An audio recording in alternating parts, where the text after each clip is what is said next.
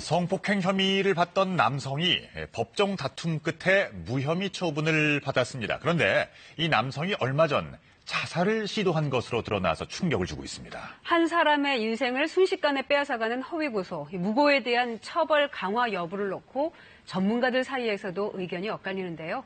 자세한 내용 강신업 변호사와 짚어보겠습니다. 어서 오세요. 안녕하십니까? 네, 안녕하십니까? 예. 지난 2일이었습니다. 박진성 시인이 집에서 자살을 시도하는 사건이 있었네요. 네. 약물 과다 복용으로 이제 발견이 돼서 14시간 만에 의식을 회복하긴 했는데요. 그때 이제 먼저 SNS에다가 정말 고통스럽다, 사회적 생명이 끝났다 이런 글을 올리고 약물을 이제 복용했던 겁니다. 그런데 이제 네티즌들이 그것을 바로 신고를 하는 바람에 목숨은 건질 수 있었는데요. 이 원인이 이제 2016년 작년 10월 19일로 거슬러 올라갑니다. 그때 어떤 여성이 SNS에다가 나는 미성년자인데 나이가 20살 많은 박진성 시인에게 성희롱을 당했다.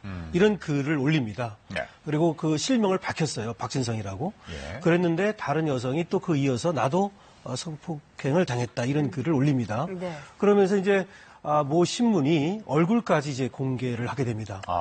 그래서 이제 1년여간의 아주 엄청난 고통을 받으면서 수사를 받고 해서 지난 9월에 무혐의 처분을 받은 사건입니다. 네. 무고죄가 정확히 어떤 죄인가요, 근데? 무고죄는 여기서 이제 무라고 하는 것은 속일 무자입니다. 거짓으로 이제 속인다는 얘기죠. 그 다음에 고자는 고소할 고자가 돼서 거짓으로 고소하는 걸 말합니다. 그러니까 없는 사실을 꾸며서 처벌해 달라고 고소하는 것이 이제 무고죄가 됩니다. 그러니까 1년 만에 무혐의를 받은 게 처음에 그런 글을 올렸던 여성들이 이제 무고 혐의를 받게 된 거죠. 그렇습니다. 그래서 이제 그 여성들은 무고 혐의가 돼서 한 여성은 이제 기소유예를 받았고요. 초범이라는 점 뭐 이런 것들을 고려해서 한 여성은 30만 원의 이제 벌금을 받았습니다. 네.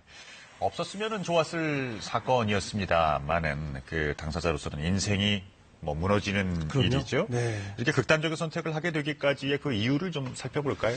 이게 무고죄라는 것이 사회적 생명이라는 말을 아까 했는데요. 네. 결국에 주운 글씨가 지키는 거 아니겠습니까? 중요한 것은 9월에 무혐의 처분을 받았거든요. 네. 근데 12월에 극단적인 선택을 하지 않습니까? 그러니까 석 달이라는 시간이 있었음에도 불구하고 내가 이렇게 이제 무혐의를 받았다고 얘기를 해도 그 저는 말할 것도 없고 그래도 이제 이걸 벗어날 수가 없는 겁니다. 그러니까 변명을 하면 할수록 오히려 파렴치범이다. 이런 식으로 얘기하고 또 증거가 없어서 처벌을 안 받은 것 뿐이다. 이런 식으로 얘기를 하니까 도저히 이제 방법이 없다. 이렇게 얘기를 하면서 약물을 복용했거든요. 네. 그래서 이 무고죄가 문제가 되는 것이 무고한 여성에게서만 문제가 되는 것이 아니라 그것과 더불어서 네티즌들이 여기 합세를 하는 거예요. 그러니까 이제 과거에는 그 무고한 여성과 또 고소를 당한 사람의 관계일 뿐이었어요. 근데 지금은 그게 아니지 않습니까? 이 SNS를 통해서 이것이 모두가 확대 재생산되면서 이제 아주 벗어날 수 없을 정도로 이렇게 주운 글씨가 되는 이런 문제가 있습니다. 네. 박진성 시인처럼 허위 고소로 인해서 인생을 송두리째 빼앗긴 사람들이 또 있었습니다. 그 사건들 저희가 화면으로 좀 정리를 해봤습니다. 지난해 5월 부산의 한 대학에 대자보가 붙었습니다. A 교수가 제자를 성추행하는 장면을 목격했다며 공식 사과하지 않으면 실명과 증거 사진을 공개하겠다는 내용을 담고 있습니다. 가해자로 지목된 A 교수는 억울함을 호소했지만 해명에도 논란이 확산되자 자택에서 투신해 목숨을 끊었습니다. 유족은 A 교수의 결백을 주장하며 수사를 요청했고 그 결과 대자보 내용이 모두 거짓이었던 것으로 드러났습니다. 심지어 동료 교수 2명이 자신들의 성추행 사건을 덮으려고 거짓 소문을 내고 학생에게 대자보를 사주한 사실이 드러나 충격을 더했습니다. 그런가 하면 지난 8월에는 전국의 한 중학교 교사가 스스로 목숨을 끊는 일도 있었습니다. 당시 해당 교사는 학생들을 성희롱한 혐의로 출근 정지를 당하고 교육청에서 조사를 받던 중이었습니다. 기다리는 동안에 우리 애기 아빠는 몸무게가 10kg가 빠졌어요. 잠도 못 자고 밥도 못 먹고 이렇게 험악한 죽음이 어딨냐고 억울하고 사건은 교사에게 혼나고 불만을 품었던 학생들이 순간적인 반발심에 성희롱을 당했다고 거짓말하면서 시작됐는데요. 해당 교사가 직위 해제되는 등 상황이 심각해진 뒤에야 성희롱 사실이 없었다고 고백했지만 받아들여지지 않았습니다. 성추행할 의도가 아니고 그냥 저희 이뻐해 주시고 그런 건데 신고할 의도가 없었으니까 수학생이 이제 다시 이렇게 어떻게든 오게 하고. 자, 이 숨진 뒤에야 진실이 밝혀졌습니다만은 참 안타까운 사건들이네요. 근데 피해자들이 보통은 이렇게 적극적으로 좀 해명을 하지 않습니까? 네. 이 지금 동아대 미술과의 손모 교수님인데요. 젊은 교수님이고 조각가입니다. 네. 아주 유망한 그런 미술가인데요. 교수의 증언까지 확보를 하고 그야말로 누명을 벗기 위해서 몸부림을 쳤다고 그럽니다. 그럼에도 불구하고 이제 그것을 멘탈이 붕괴되고 또 역부족이다 이런 어떤 느낌을 가지고 결국은 그 극단적인 어떤 선택을 한 것으로 보여지고요. 부산중학교 교사 같은 경우에도 출근 금지 명령을 받았어요. 그러자 이제 항의를 하면서 나는 그렇지 않다라고 계속해서 항의를 했습니다. 그런데 전북 그 학생인권센터 여기서 이제 또 문제를 삼아서 조사를 시작을 했고, 근데 그 과정에서 사실은 이 교사의 의견이 받아들이지 않았던 것 같아요. 네. 그래서 이제 역부족을 이제 실감하면서 이런 어떤 선택을 했다라고 이제 보여지는데요. 어쨌든 이 성범죄라고 하는 것이 가지는 어떤 인식, 사회적 인식 이런 것 때문에 한번 이렇게 이제 엮이게 되면 소위 거의 벗어나기가 이제 어려운 이런 점이 있는 것 같습니다. 그러니까 일종의 마녀 사냥이 아닌가 그렇죠. 싶은데. 예. 거의 네. 지금 이 피해자들이 보호를 받을 수 있는 그런 방법이 없습니까? 그래서 제일 중요한 건요. 이렇게 이제 또 사회적 유명인들이 특히 이제 문제가 되는데요. 이게 피의사실 공표죄라고 하는 것도 있지만 이렇게 고소를 당했다 하더라도 그 혐의가 구체적으로 드러난다든지 할 때까지는 이것들을 이렇게 공표하는 걸 좀 자제해야 되고요. 경찰이라든지 수사기관에서도. 또 하나는 아까 말씀드렸듯이 이 그것만 가지고 이렇게 되는 게 아니라 인터넷 대중들이 거의 그 사이버 사디즘이라고 그러는데요. 가학증, 괴롭히기 이런 것들은 증세를 보이거든요. 그래서 우르르 몰려가가지고 한 사람을 매장하는 이런 것들도 좀 멈춰야 될 것 같고요. 그래서 이 무고죄에 대해서는 당국에서도 어떤 매뉴얼이라든지 수사 매뉴얼이라든지 이런 것들을 좀 만들어서 대처를 해야 될 것 같습니다.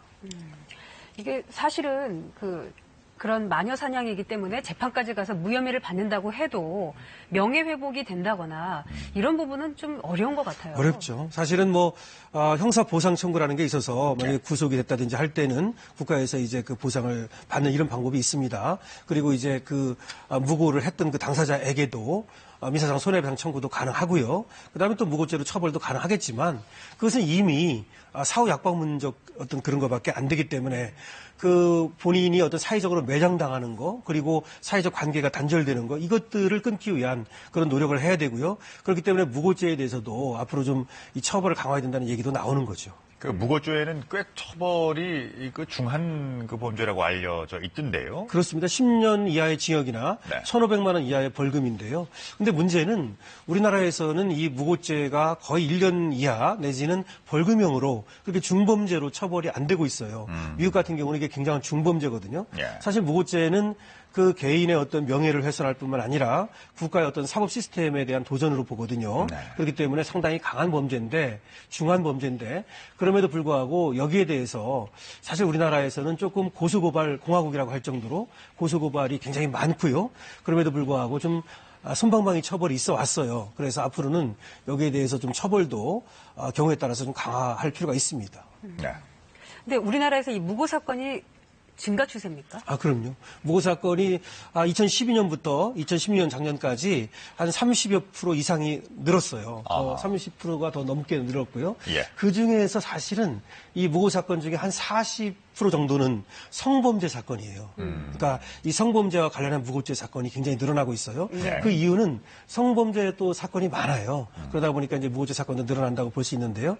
그런데 이제 중요한 것이 다른 무고죄 같은 경우는 밝히기가 좀 쉽다는 점이 있어요. 네. 그런데 이 성범죄는 두 사람 간의 관계이기 때문에 밝히기가 좀 어려운 면이 있어서 그것이 드러나기도 어렵고 드러난다 하더라도 사실은 사회적 어떤 또 인식 이런 것들을 벗기가 어려운 면이 있죠. 그렇죠.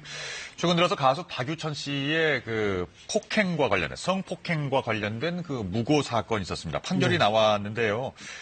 박 씨가 무고로 구속한 2명의 여성이 각기 다른 판결을 받았습니다. 네, 그렇습니다. 박유천 씨는 4건의 성폭행 혐의를 받았었어요. 그랬는데 무고죄 이제 무죄가 나온 건 뭐 송 씨라는 사람인데요. 유죄가 나온 건 뭐 이 씨라는 사람이고 이렇게 한 사람은 무죄가 나오고 한 사람이 이 씨가 되잖아요. 네. 그 이유가 뭐냐면 한 사람은 고소를 바로 했어요. 아하. 근데 한 사람은 고소를 나중에 했고요. 네. 한 사람은 돈을 달라고 그랬어요. 네. 그래서 공갈죄도 같이 이제 문제가 됐거든요. 근데 또 한 사람은 돈을 달라고 한 적은 없고요.